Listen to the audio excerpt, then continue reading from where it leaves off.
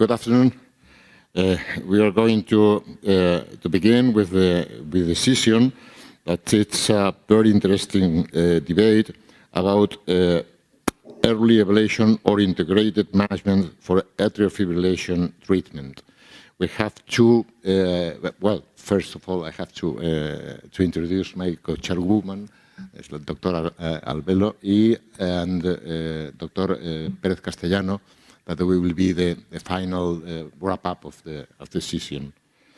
Well, we have two speakers, two well-known speakers. Both of them have to hardly demonstrate that they manage atrial fibrillation with a very good results. And I am going to introduce to the first speaker, that will be Serge Boveda from Toulouse, France, that will be dealing with early ablation is the best approach to improve outcome in atrial fibrillation. Serge. Hello, hola a todos, buenos días. First, I would like to thank you for this very nice invitation and very kind invitation, like always. You know that I have to apologize because I really would like to be with you. It will be also for me very much more pleasant than to be here. And third, I would like to really convince you that early ablation is the best approach to improve outcomes in atrial fibrillation. So these are my disclosures.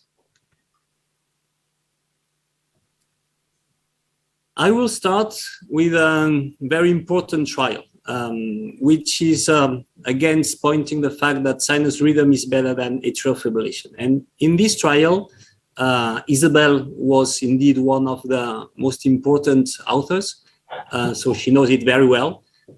In this EAST-EF trial that has been published in the New England Journal of Medicine 2 years ago, they included around 3,000 patients that have been randomized in two groups. The first group was a rate control group, so no restoring of sinus rhythm, just slowing the ventricular rates, and of course, obviously, anticoagulation treatment in order to prevent any problems of stroke, etc., etc. And the second group, that was a rhythm control group, both by antiarrhythmic drugs, so medical rhythm control, or by ablation, but the point was that the rhythm control had to be restored very quickly during as soon as possible and during the first month after the diagnosis of the arrhythmia. This trial has been stopped after 5 years of follow-up due to the fact that, as you can see here, the group of the usual care, so with the rhythm control, had much more risk of having the primary endpoint that was a combination of stroke, cardiovascular death, and hospitalization for heart disease. You can see here very well that in blue, the early rhythm control group had less events than the usual care group.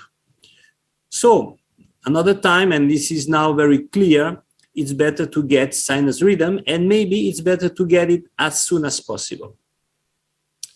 However, in the guidelines and in our general practice, it's true that ablation most of the time is coming as a last option after upstream therapy, obviously after anticoagulation, that maybe is the first time to start with, after rate control, and after antiarrhythmic drugs.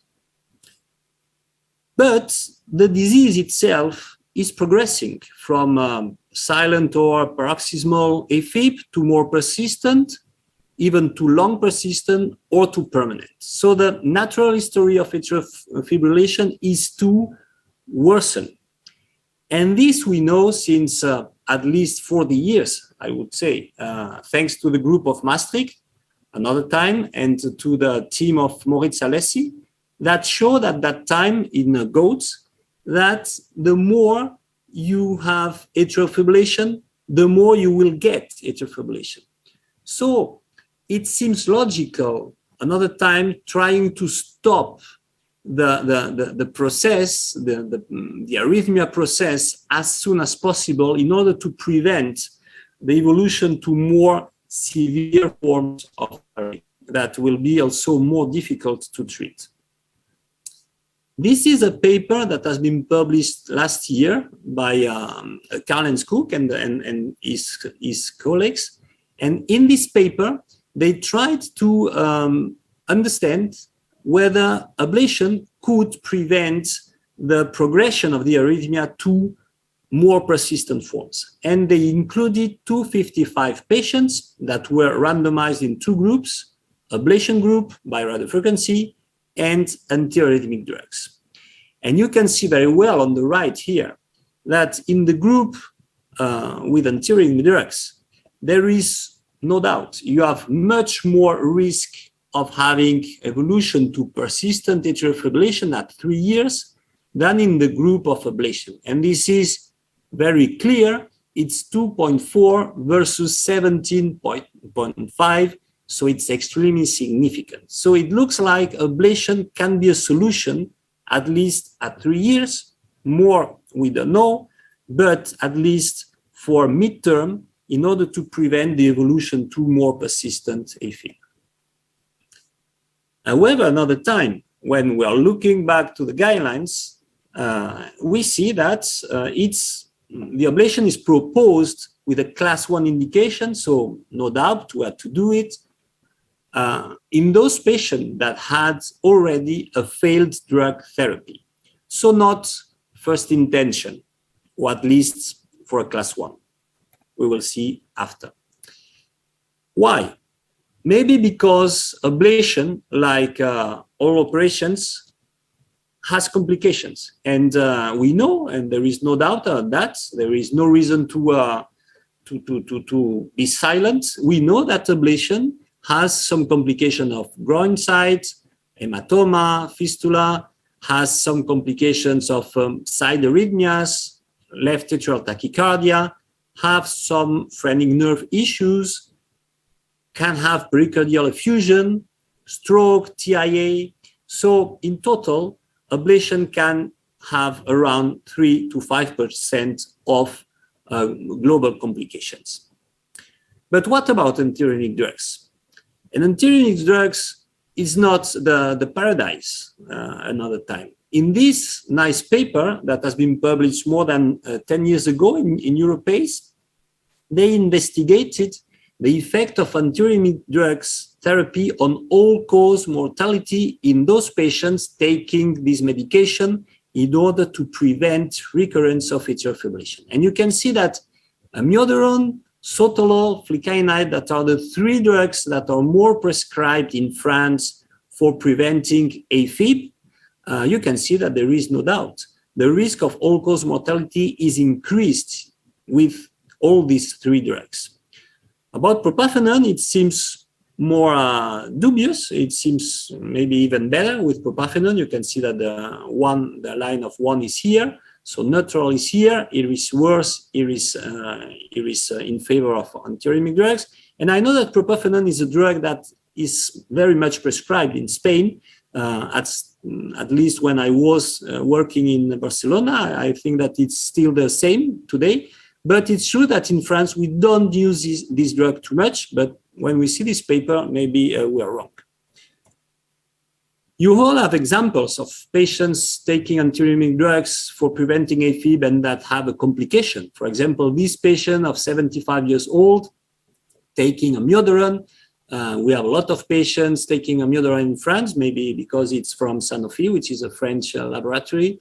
And you can see here that indeed, this patient has a sinus node dysfunction, very clear, and very long QT, and ventricular premonitory beats, so a risk of torsade de pointe, which is really, really high, and he had syncope. So I think that this patient has to stop absolutely the amiodarone, at least. Here you have an example of a second patient taking flecainide and who is having a 1-to-1 flutter conducted to ventricle. And you can see that the rate of the ventricle here is around 300 beats per minute. And of course, the patient has also a syncope. So we all know, you all know, we all know, everybody knows that antiarrhythmic drugs are sometimes very useful, but sometimes they may be pro-arrhythmogenic.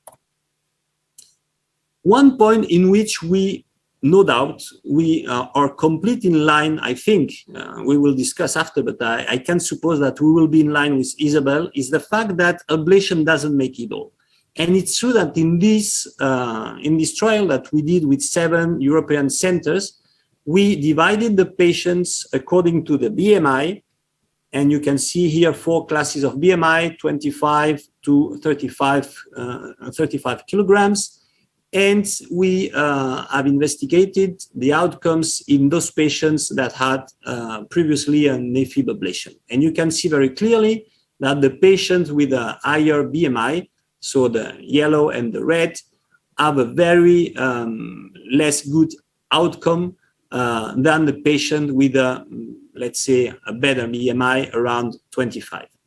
And this is no doubt that for these patients, we have to do something, because you can see here that at 5 years, the chances of still having a sinus rhythm is even less than 20%. So it's very low.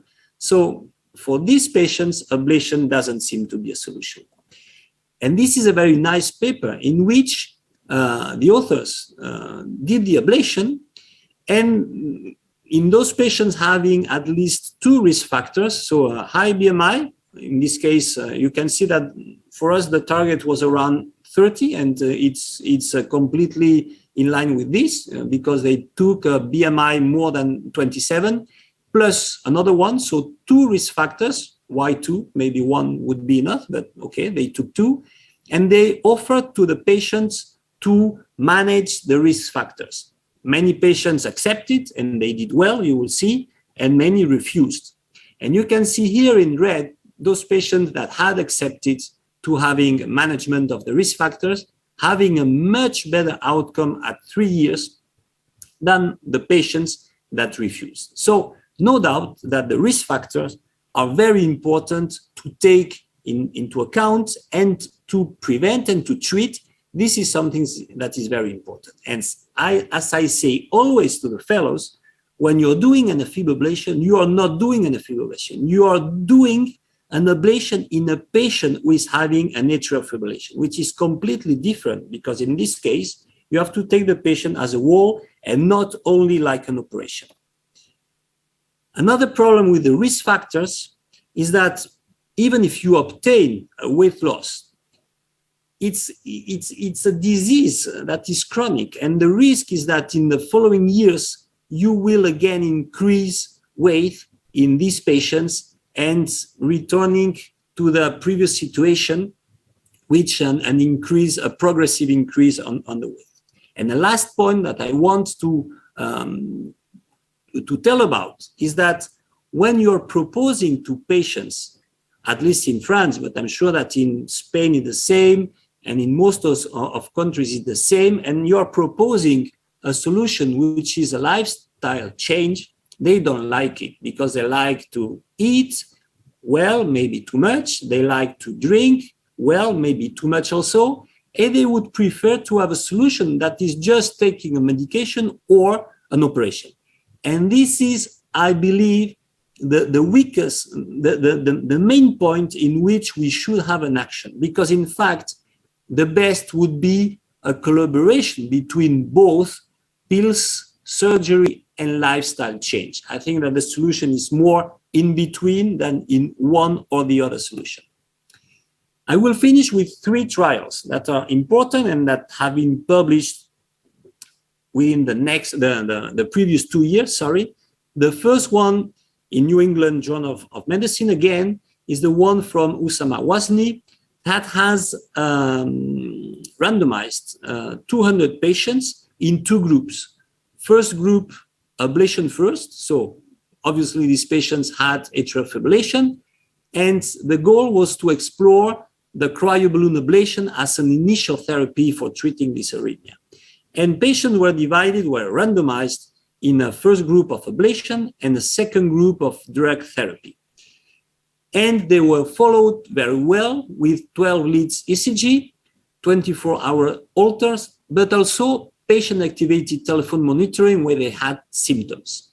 And you can see that there is no doubt. Ablation is doing better at 1 year, 74% versus 45%.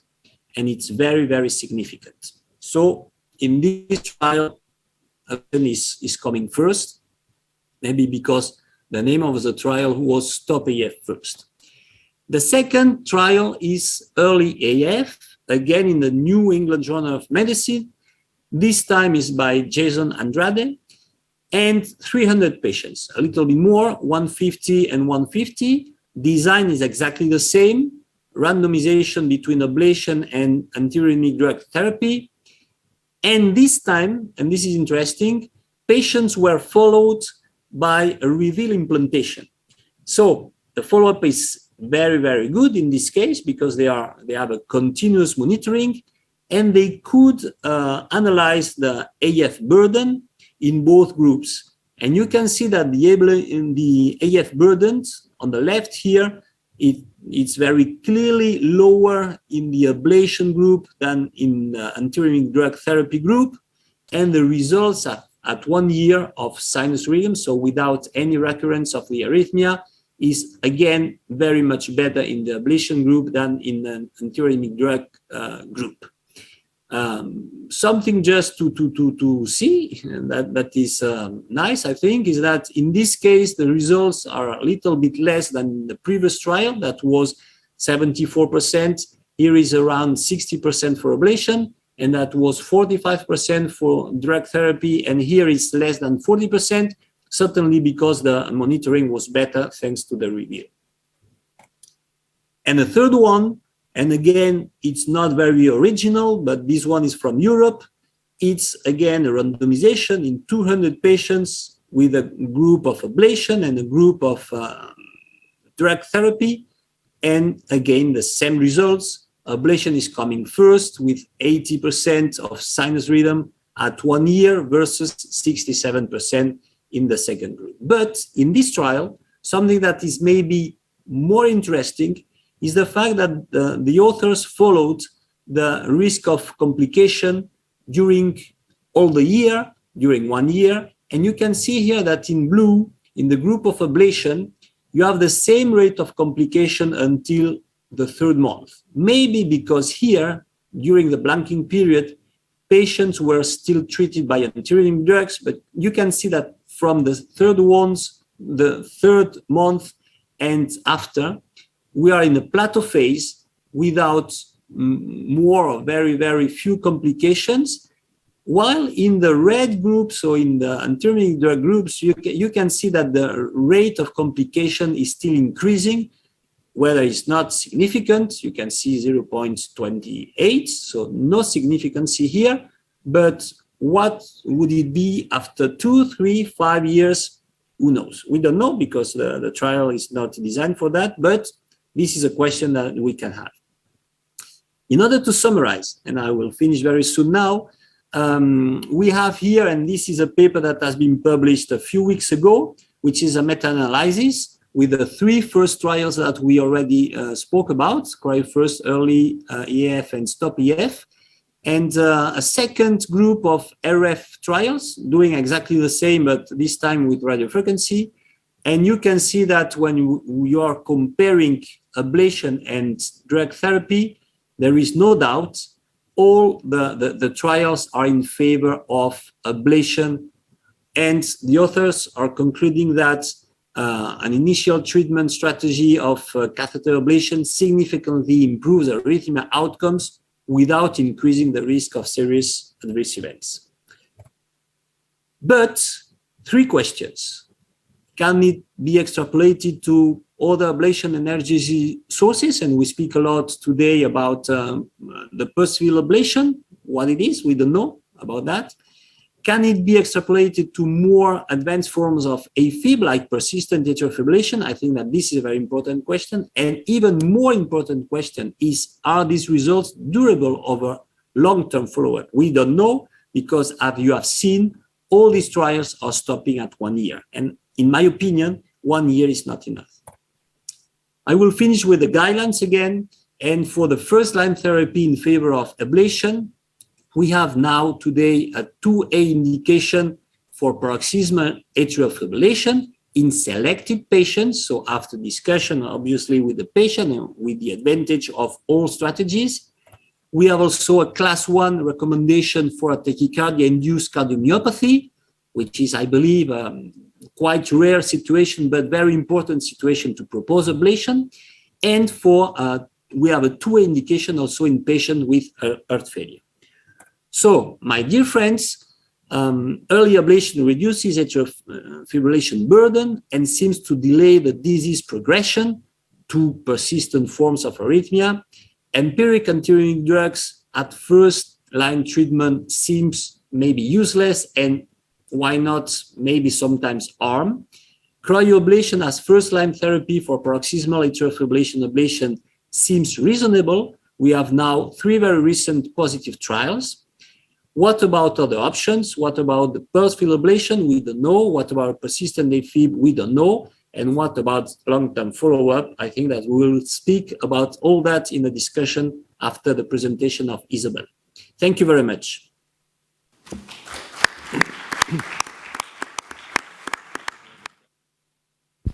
Thank you, Serge. It was a great presentation. We're going to leave the questions for the end of the session. In the interest of time, I would like to introduce Isabel Van Gelder. So she will now talk about the CON. She is going to support the thesis that integrated management must be the first step on the preferent approach to improve outcomes in atrial fibrillation. Thank you, Isabel. Okay, great. Well, Elena, thank you. Apologies. They're other chairman. I forgot your name. Sorry. It's a pity that I could not join you over there in the south of Spain, and it is a great pleasure for me now to be again the con for Serge's proposal and his presentation, and I want to go for the quote that integrated management must be first step to improve outcomes in atrial fibrillation.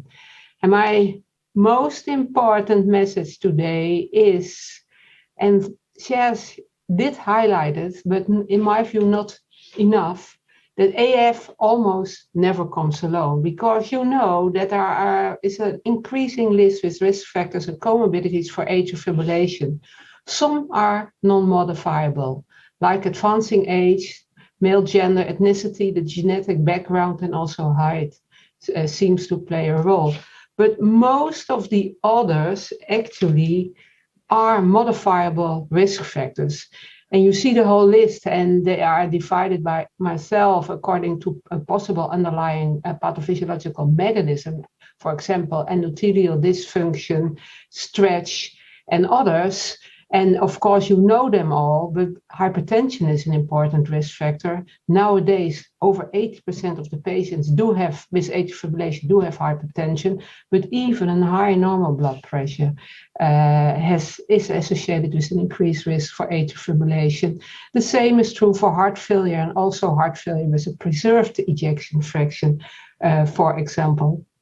Inflammation is a not often recognized risk factor. Patients with inflammatory disease may develop atrial fibrillation, which is very difficult to treat in those patients, even with an ablation, even in Serge's lab.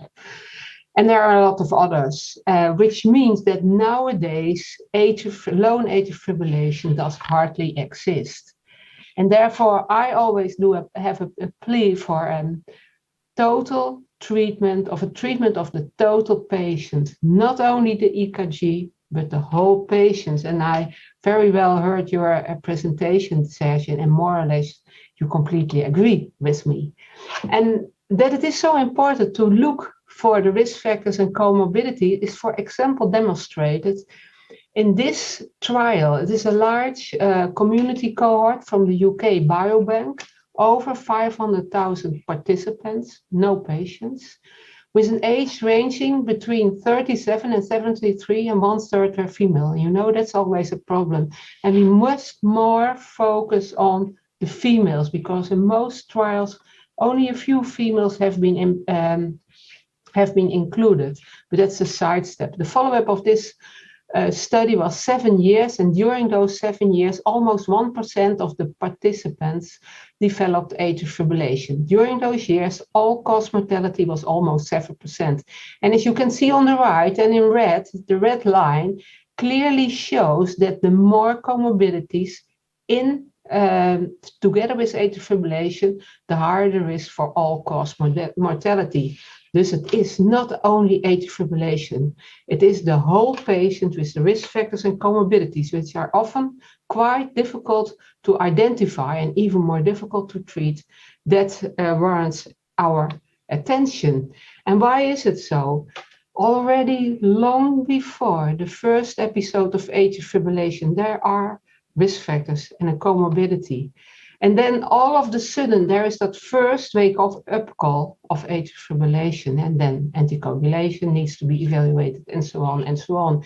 And more or less, this slide resembles Serge's slide, showing that atrial fibrillation is a very progressive disease.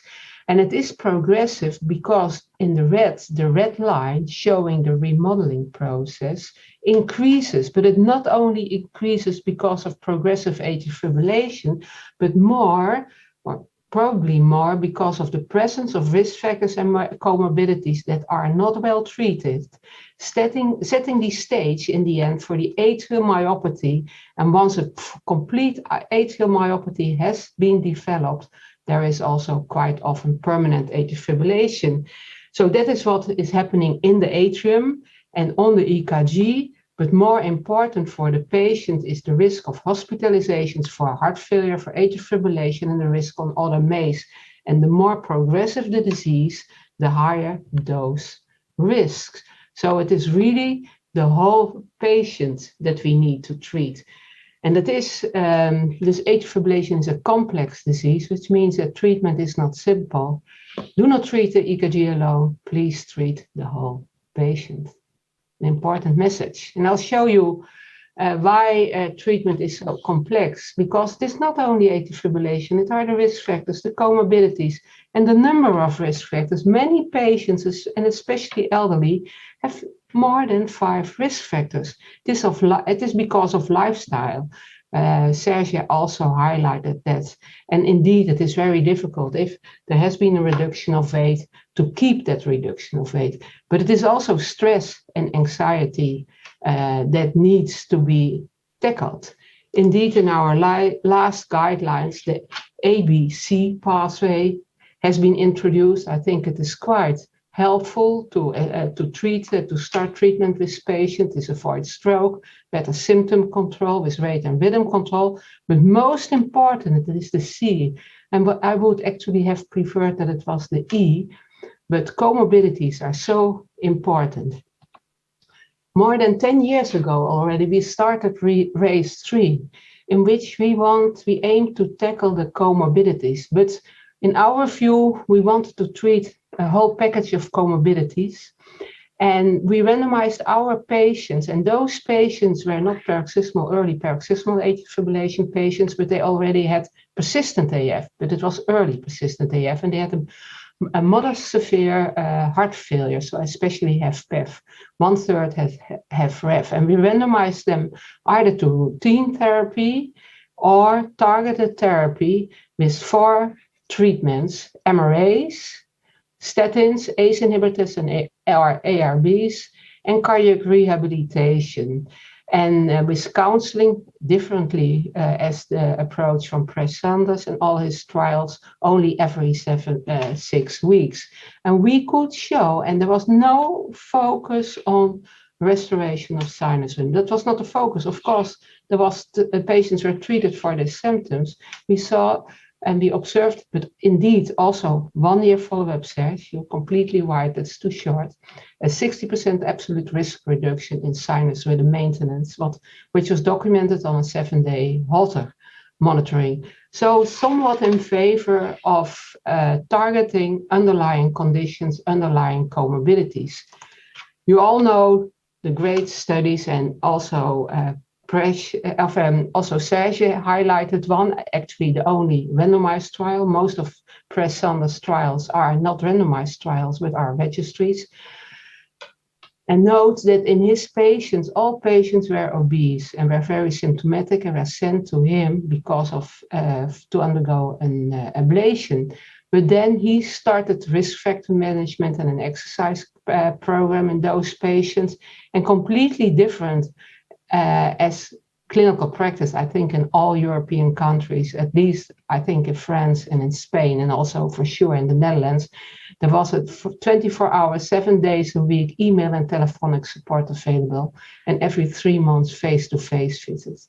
But if you have a look at and compare group 1, completely fit, so successful improvement of fitness and successful reduction of weight as compared to group 4, in which that was unsuccessful, and actually by those lifestyle interventions, also there was obtained a relevant blood pressure reduction. You see that there is an enormous absolute risk reduction of sinus rhythm, of atrial fibrillation, more patients, significantly more patients in sinus rhythm, either with multiple ablations and antiarrhythmics, or in general with no AF recurrences. Isabel, 1 second. I think you may have maybe changing slides, but our slide has been stuck on one that's called treatment of AF.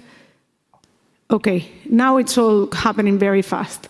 Now we're on slide. I think, okay, so something, I have a look. Okay, here. Yes, now it's happening very fast, but now we see the management of treatment of AF is complex.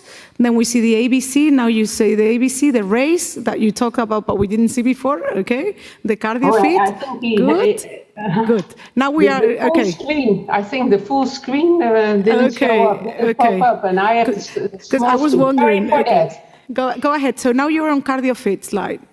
Yeah. So I'm sorry for the interruption. Sorry. Slide, and I already and here you can clearly see the absolute risk reduction, which was significantly more in those who became completely fit and showed an enormous weight reduction. And I want to share with you the data of the RACE4 trial. And that was a trial, randomized trial, only in the Netherlands, 8 centers, over 1,000 patients with new early AF. Nurse-led care, or routine care. That was the randomization. Nurse-led care was by AF nurses.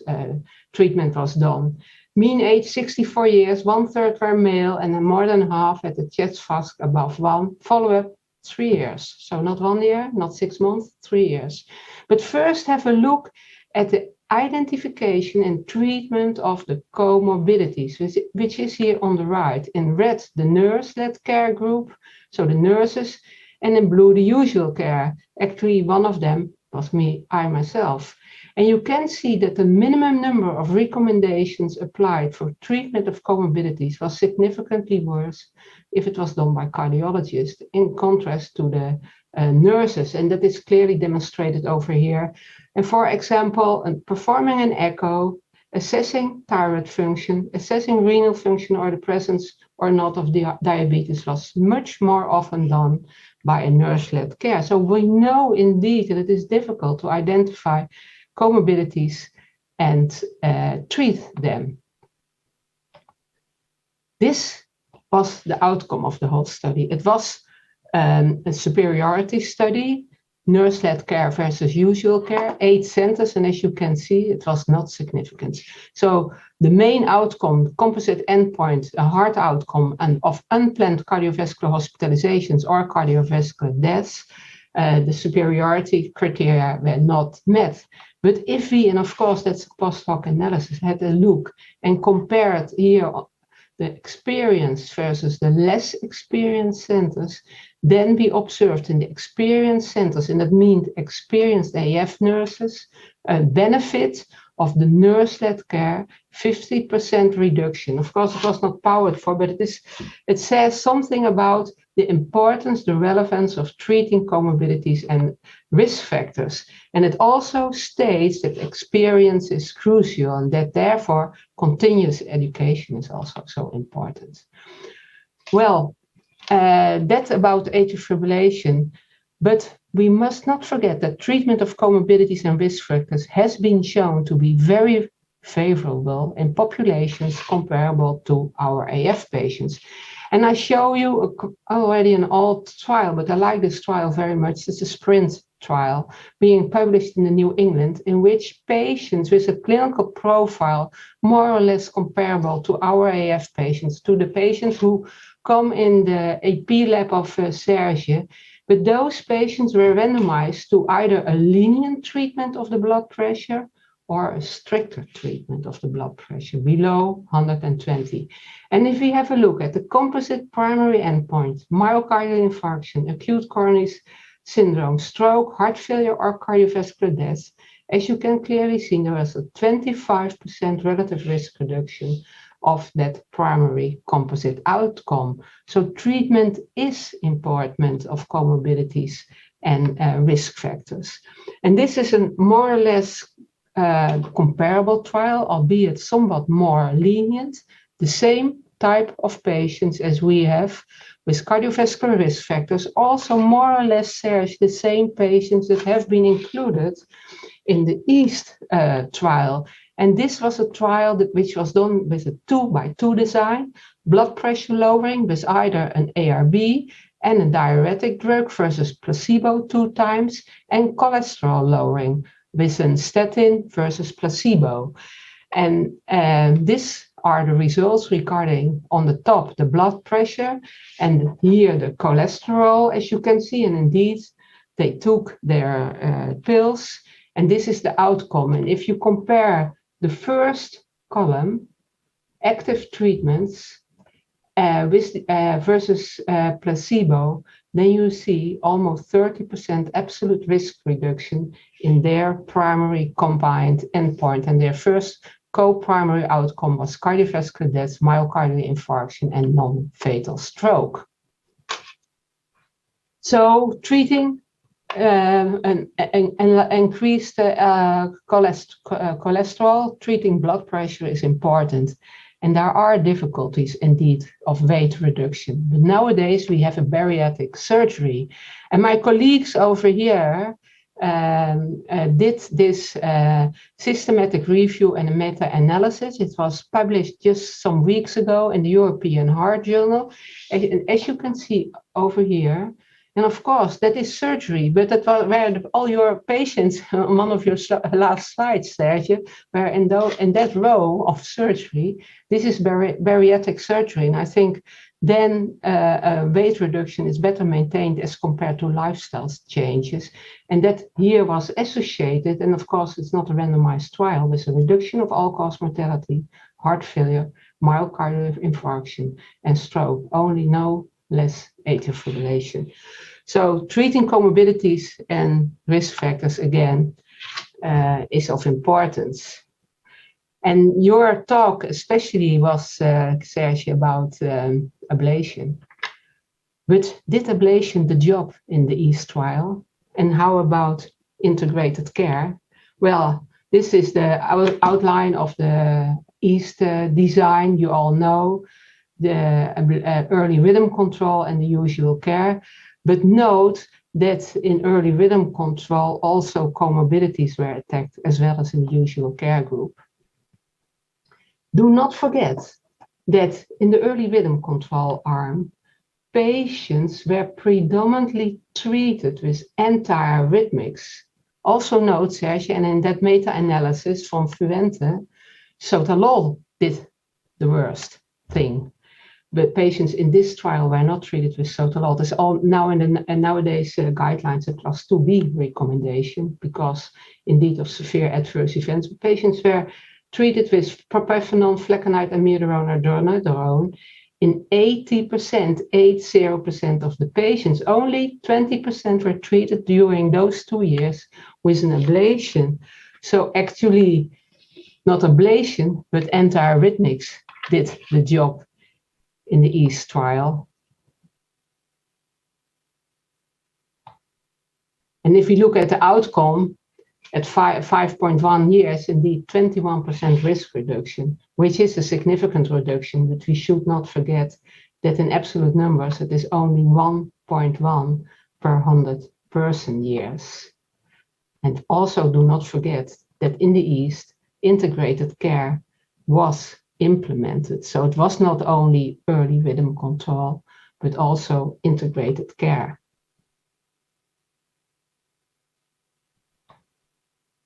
Dear Serge, I apologize. We need ablation. We need people like you, for sure. But later on, do not treat the EKG alone. Treat the whole patient. I'd like to thank you for your attention and apologize for the inconvenience with my slides. Thanks very much for a nice presentation. Now, Dr. Pérez Castellano will try to summarize and explore the confluence between the two alternatives, two strategies that have been. Thank you, Ricardo, Elena. Good afternoon, everybody. Yes, I've understood my role here is to summarize and to give a balanced view of the debate of today, early ablation versus integrated approach for atrial fibrillation management. So I would like to start with the first slide of Serge and one of the last slides of Isabel, because it's an important study. It's the EAST trial. I'm not going to repeat the design, but the most important thing of the EAST trial is that it has been the first who clearly demonstrate that a rhythm control strategy is superior to a rate control strategy. And the difference between EAST and affirm, rates, etc., are probably two. First of all, that here we have ablation, here we know how to anticoagulate better to the patient, etc. But also that here we have adopted a proactive strategy trying to manage early to the patient with atrial fibrillation. As Isabel pointed out, not all the work here, the job here, was done through ablation, because ablation was the initial treatment in only 8% of cases in the early rhythm control group, and even at 2 years, only 20% of the early rhythm control group had been performed ablation. But the strategy, how early we have to manage this patient, I think is important. In fact, there is an additional finding from the EAST that has been recently published that probably later can be discussed, is that the benefit was similar regardless the symptomatic status of the patient. So in the usual care, asymptomatic patients with atrial fibrillation normally are treated with rate control drugs, and ablation in this setting is a class 2B indication. However, the EAST results at least may open the opportunity to discuss about the treatment of the asymptomatic patient with atrial fibrillation. This is the treatment used in the EAST, a relatively minor proportion of the patients were treated with ablation. However, I think it's very clear that ablation is the best approach we have today to avoid atrial fibrillation recurrence. Compared to antiarrhythmic drugs in patients who have been already drug refractory with one trial, in unsuccessful trial with antiarrhythmic, in this paper relatively recently published, with a strong follow-up data based on cardiac monitor implanted to every patient, ablation was clearly superior to antiarrhythmic drugs in reducing atrial fibrillation recurrences, but also in improving quality of life. And I would like to summarize all the trials that Serge has presented, where ablation was also superior to antiarrhythmic drugs as a first-line therapy, at least for paroxysmal atrial fibrillation, at the time of reducing atrial fibrillation recurrences, but also at the time of improving quality of life. And Serge also talked about this study, that shows that ablation was a better tool compared to antiarrhythmic drugs to reduce the progression from paroxysmal to persistent atrial fibrillation. And a single slide that unfortunately this is not the case for every patient, but only ablation can do that. This is a cardiac monitor recording with a patient with paroxysmal atrial fibrillation with a lot of recurrence at baseline, and at this time you perform ablation, and there later you have not recorded an atrial fibrillation anymore. This is exceptionally achieved with other therapeutic tools despite ablation. One important thing that also Serge has pointed out is that ablation delay reduces procedural success.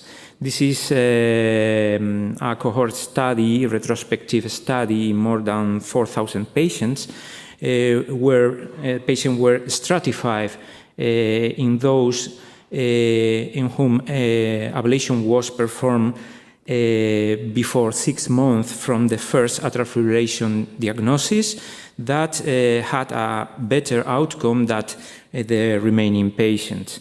A better outcome regarding atrial fibrillation-free recurrence, but also from clinical endpoints, including mortality. I would like also to bring here this paper from Felipe Bisbal and co-workers having the same results. Those patients ablated later than 1 year after the first diagnosis of atrial fibrillation did worse than patients ablated before. In fact, if we perform a subgroup analysis, a late ablation of paroxysmal atrial fibrillation is similar to an early ablation of persistent atrial fibrillation. So time is gold here. So the early ablation arguments should be that early rhythm control is superior to rate control for mortality, stroke, or cardiovascular hospitalization, as the EAST showed, even in a symptomatic patient, but this is to be confirmed. The ablation is the best single therapy for rhythm control in atrial fibrillation at the time of reducing arrhythmia burden, symptoms, and quality of life. And it's clear that the earlier it's down, the better is the outcome. For that reason, it might be attractive to support a strategy of early ablation in experienced centers as mainstay of therapy for patients with recurrent atrial fibrillation who may be good biological candidates for this procedure.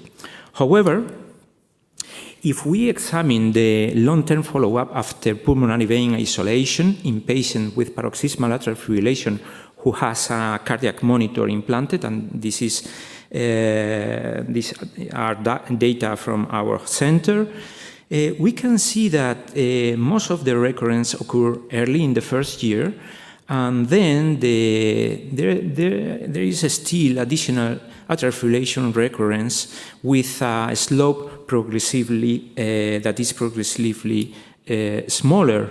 In fact, from the 1 year success rate of 68%, we lost 20% of efficacy in the following years.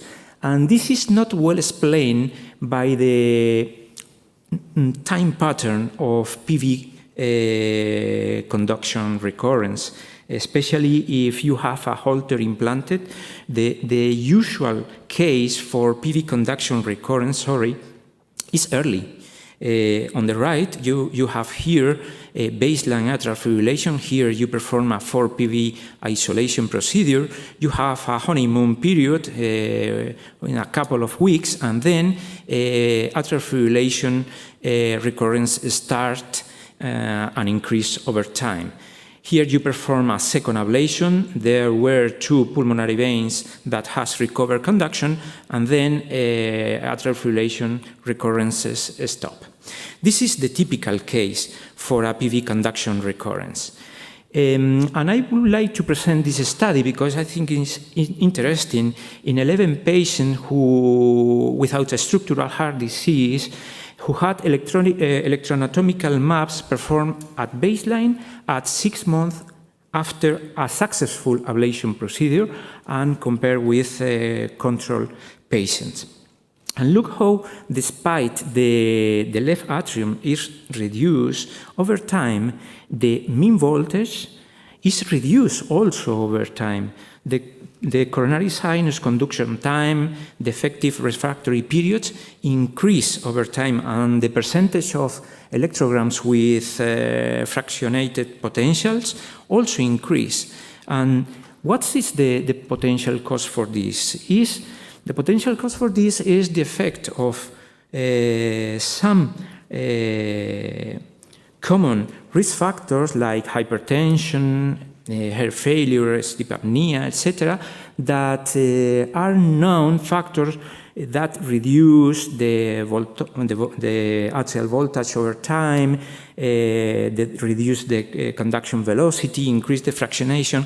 In summary, they are able to induce atrial remodeling despite the fact that the patient has no atrial fibrillation recurrence after ablation, and that's important. On the clinical counterpart, Isabel also presented data very similar to this, that as the higher is the number of risk factors like heart failure, coronary artery disease, hypertension, left ventricular hypertrophy, diabetes, etc. One single factor is not increase not very much the risk of atrial fibrillation, but as the number of risk factors increases, the probability of recurrences increase exponentially. This is one of the several studies assessing the role of risk factor modification. In this case was weight reduction in obese patients with atrial fibrillation, and we can see how weight reduction is able to reduce the symptoms burden and the symptom severity of atrial fibrillation. So the integrated approach arguments are that ablation efficacy reduces with time, that progressive atrial remodeling has been observed even in patients with successful ablation, and it may be responsible for late recurrences, that in addition to age and male gender, there are some traditional and modified risk factors that has been associated to atrial remodeling and incidental atrial fibrillation, and that some studies support that aggressive risk factor and lifestyle management in patients with atrial fibrillation may reduce the risk of atrial fibrillation. So, atrial fibrillation therapy may be centered in the treatment of these risk factors and not so much in the ablation procedure. However, the effect of risk factor modification may be limited without a specific antiarrhythmic therapy, antiarrhythmic drugs or ablation. For example, these are the results of Legacy study. Here you can see the result in preventing atrial fibrillation recurrence only with weight loss, and here you can see the result when you combine with ablation procedure. With ablation procedures, the results are better, and even ablation discriminate more the positive effect of weight loss.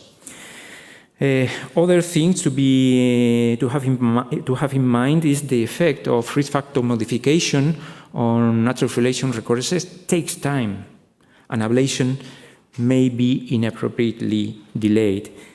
Legacy, arrest AF, cardiofit, all this study shows that there is a time window from the beginning of the risk factor management to the separation of the survival curves that in legacy and cardiofit is 1 year. The arrest EF is some less, but it's important to have this in mind. The last thing I would like to point out is that risk factor modification may fail or fluctuate. A lot of problem of adherence. Remember the slide from Serge, the 2 Qs. And we need randomized study with intention to treat analysis, because, for example, I only want to underline the groups, the number of each group. This was the legacy study. Every patient in this study was offered a physician-guided risk factor modification program, and look how only 1/3 of patients reached the endpoint of reduce at 10% in the weight, and 1/3 of patients had no change at all in the weight.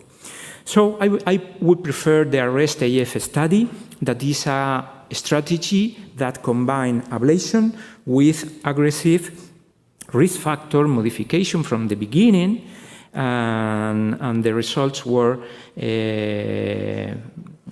excellent in favor of the combined strategy compared to the control group.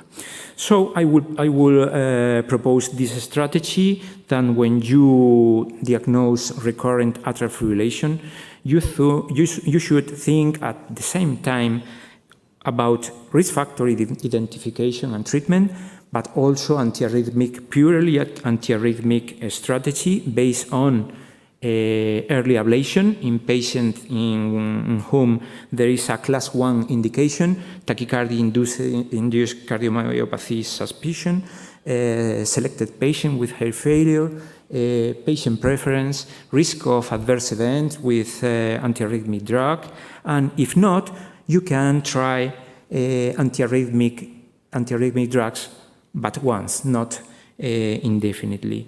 And then the key point is to try to continue both arms, the risk factor management and the antiarrhythmic management over time. Thank you for your attention. It's a pleasure to participate here. Bye.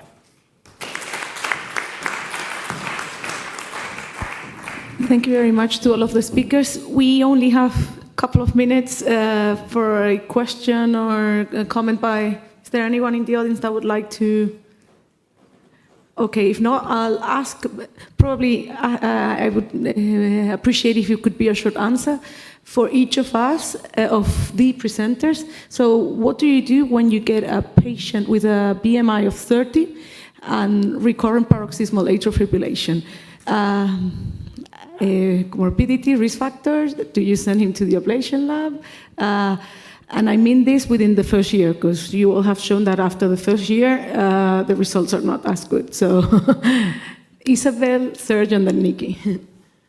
Okay, well, actually, I think we all agree very much. So I would start trying to reduce weight. He's not very obese with 30 BMI. So look for risk factors. And then in the meantime, try to have a look to reduce his AF burden. And that sometimes it could be even with only some rate control medications, and they become asymptomatic if they do not have too many episodes. And otherwise, for me, actually also the easiest way is to send them to an EP lab instead of starting antiarrhythmics, but it's always shared decision. Thank you.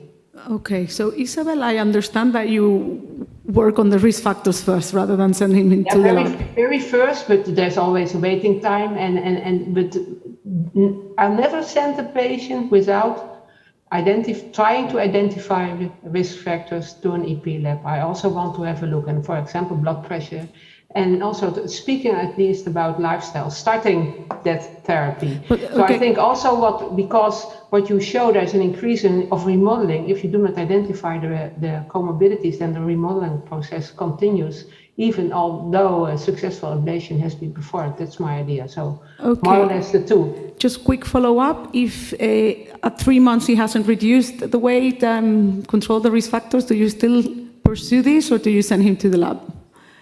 No, if he is still symptomatic with the arrhythmia, with AF, and there is AF, for sure. Okay, let's see so what... It's a combination of the two. Okay, let's see what Serge says. Serge, what do you do? Yes, as you have noticed, I think that Isabel and me and you, I think that we are on the same line. I think that the summary of Nicasio was excellent, and I think that indeed nothing is doing it all. I believe that ablation is not a miracle.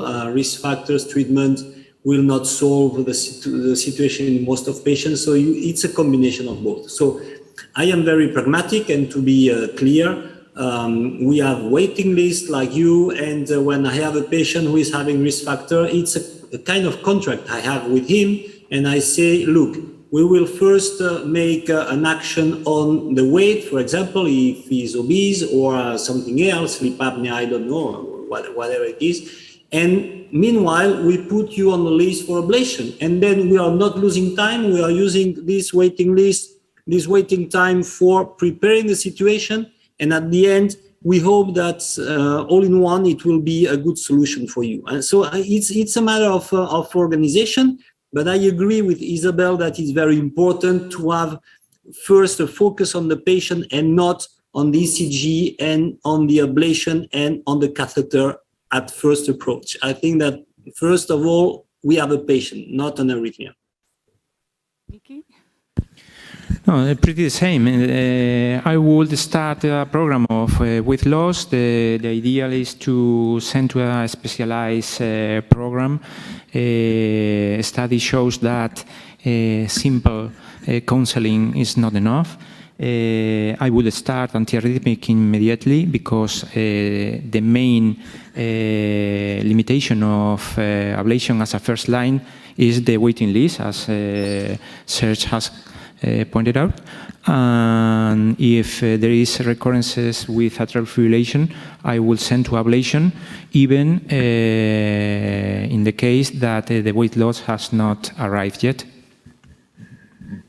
Perfect. So I see that in this debate was not a debate after all.